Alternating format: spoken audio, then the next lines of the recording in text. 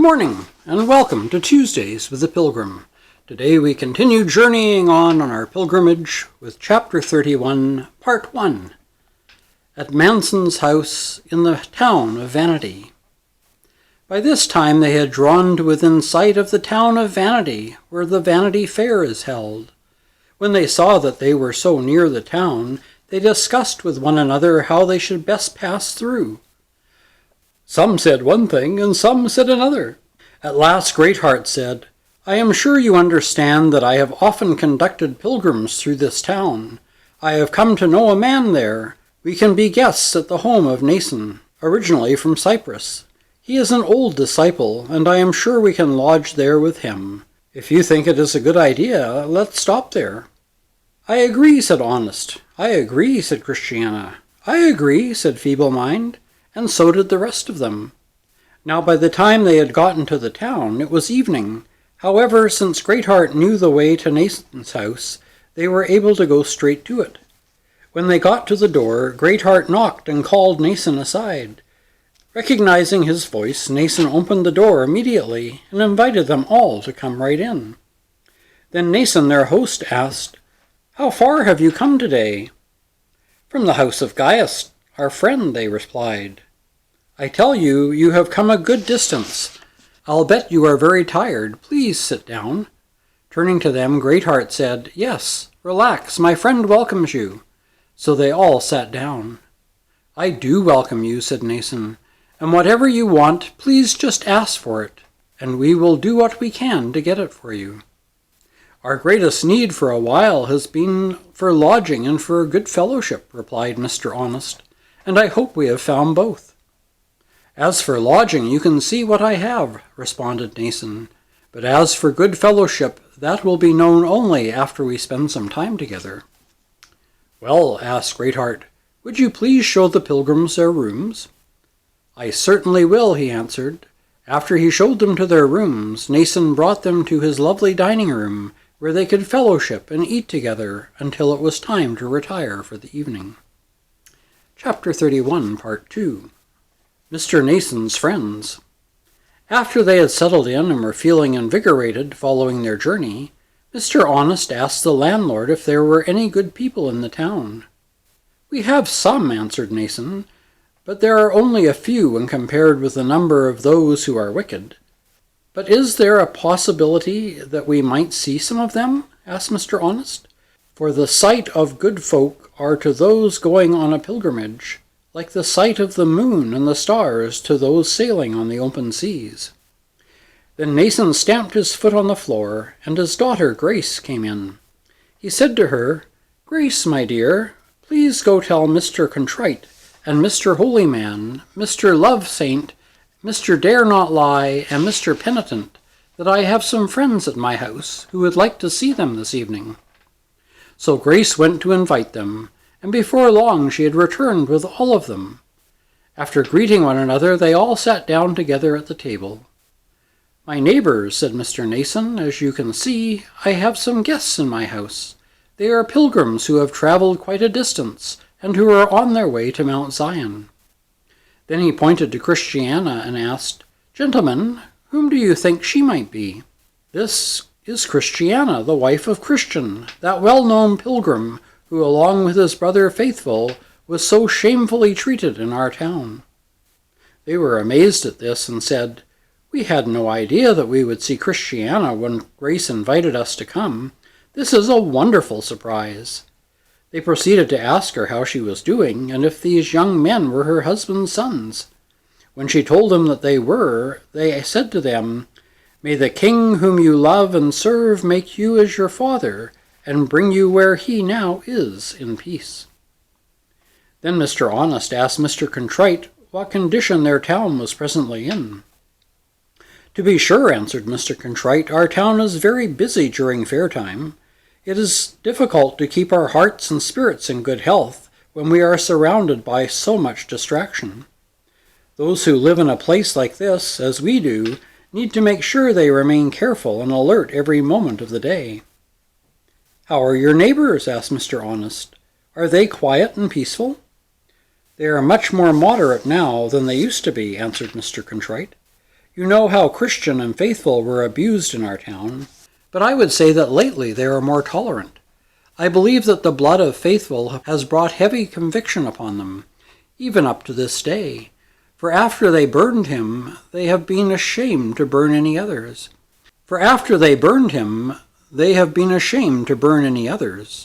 In those days we were afraid to walk the streets, but now we can show our faces. Previously, those who professed the faith were despised, but now, especially in some parts of our town, for you know our town is large, those who hold to the faith are considered honorable. Chapter 31, Part 3. The Pilgrims recount their adventures. Mr. Contrite paused, then asked, "Tell me, how has it fared with you in your pilgrimage? How has the country treated you?" "We have fared pretty much the same as most other travelers," replied Mr. Honest. "Sometimes our way is smooth, sometimes rough, sometimes it is uphill, and sometimes downhill. We are rarely certain of what is in store for us. The wind is not always on our backs, nor is every person a friend whom we have met on the way. We have already met with some obstacles worth remembering along the way, and we don't know if they are all behind us yet. But for the most part, we have found the old saying to be true that says, 'We are hard-pressed on every side, but not crushed.'" "You spoke about obstacles. What obstacles have you met with?" asked Mr. Contrite. "We have already been confronted 3 or 4 times," said Greatheart. "First, Christiana, her sons, and Mercy were attacked by 2 ruffians whom they feared would kill them. We have also had confrontations with Giant Grim, Giant Maul, and Giant Slaygood. Actually, we confronted the last giant rather than be confronted by him. This is what happened after we had spent a good while at the house of Gaius, my host, and the host of the whole church. We were inclined to take our weapons with us and go see if we could destroy any of the enemies of the Pilgrims. We had heard that there was a notorious one in the region, and since Gaius lived in the area, he had a better idea of where the giant's haunt was than we did. So we looked and looked until we at last found the mouth of his cave, a sight that made us glad and caused our spirits to revive. We approached his den, and lo and behold, he had dragged this poor man, Feeble-Mind, into his den by brute force, and was about to make an end to him. But when he saw us, evidently thinking he might have some more victims, he left the poor man in his hole and came out. We immediately began to fight him with all our strength, and finally he was brought down to the ground. His head is now set up by the wayside to frighten any others who might want to practice such wickedness. As a proof of what I say, here is the man himself, who was like a lamb taken out of the mouth of a lion. He will confirm my story." "Yes, it's true, and the experience was costly as well as comforting," said Feeble-Mind. "It was costly in that he came so close to ending my life, and it was comforting when I saw Greatheart and his friends with their weapons drawn to deliver me." Chapter 31, Part 4. Nason's friends speak their minds. Mr. Holyman then spoke up, saying, "There are 2 things that those who go on pilgrimage need to have. The first is courage, and the second is a holy life. If they do not have courage, they will never hold fast to the way, and if their lives are lived loosely, they will cause the name Pilgrim to stink." Then Mr. Lovesaint said, "I hope my admonition will not apply to you, but truly there are many who travel on the road who show themselves be strangers to the pilgrimage rather than strangers and pilgrims on earth." "This is true," added Mr. Dare Not Lie. "They neither dress like pilgrims nor have the courage of pilgrims. They don't walk uprightly, but their feet go all awry, making them walk off course. One foot goes inward while the other goes outward. Meanwhile their pants are ripped and torn and dragged behind them, bringing disgrace and dishonor to their Lord." "They should be very disturbed because of such things," said Mr. Penitent. "These pilgrims are not likely to receive the grace and the pilgrim's progress that they desire until such spots and blemishes as these can be taken out of the way." They continued to talk along these lines until dinner was ready. After dinner they went right to bed, because they were quite weary. They stayed a great while at the house of Nason. In time, he gave his daughter Grace to Christiana's son Samuel to be his wife. He also gave his daughter Martha to Joseph. Chapter 31, Part 5. The Pilgrims stay long in Vanity. As I said, they stayed here for quite some time because the town was not as it had been in former times. The Pilgrims came to know many of the good people of the town and served them in whatever way they could. Mercy, according to her nature, worked continuously to meet the needs of the poor. Both their full stomachs and their clothed backs caused her name to be honored and blessed. And in that place she was a jewel in the crown of godly faith. To tell you the truth, Grace, Phoebe, and Martha were also very pleasant, and they too did a great deal of good. They were all very faithful, so that Christian's name, as was said before, would likely continue to live on, having great impact in the world. Chapter 31, Part 6. The Great Monster. While they were staying there, a monster had come out of the woods and had killed many of the people of the town.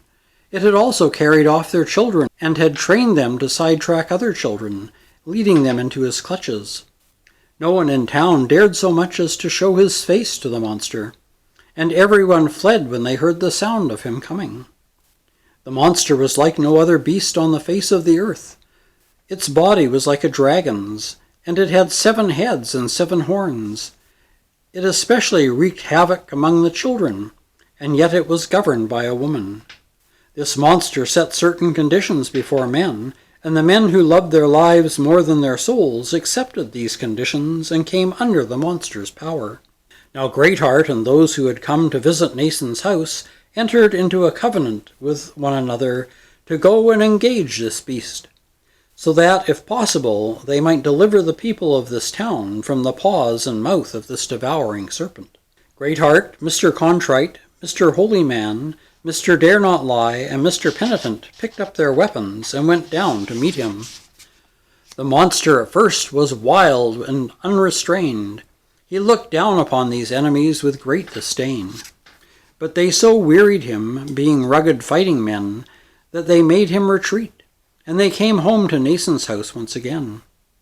I want you to know that the monster came out and intensified his efforts to get the children of the town during certain seasons of the year. Consequently, during these seasons, our courageous and worthy men would watch for him. Whenever he appeared, they would mount a continual assault, so that in time he was not only wounded, but was caused to be lame.